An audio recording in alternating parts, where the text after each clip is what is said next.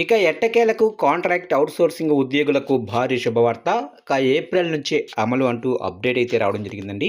దీనికి సంబంధించిన పూర్తి వివరాలైతే మన వీడియోలో తెలుసుకుందామండి. ఆ గుడ్ న్యూస్ ఏంటనేది వీడియో మాత్రం పూర్తి వరకు చూడండి ఫ్రెండ్స్. అప్పుడే మనకి పూర్తి సమాచారం అయితే తెలుస్తుంది. ఇక లేట్ చేయకుండా టాపిక్‌లోకి వెళ్ళిపోదాము. ఇక తెలంగాణలోనే 5,00,000 మంది కాంట్రాక్ట్ అవుట్‌సోర్సింగ్ ఉద్యోగులకు ప్రభుత్వం తీపి కబురు అందించింది.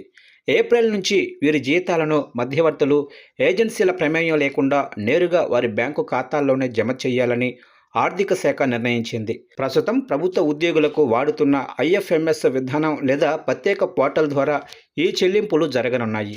దీనివల్ల ఏజెన్సీలు చేసే జీతాల కోతలకు, పీఎఫ్ మరియు ఈఎస్ఐ నిధుల మళ్లింపునకు అడ్డుకట్ట పడనుంది.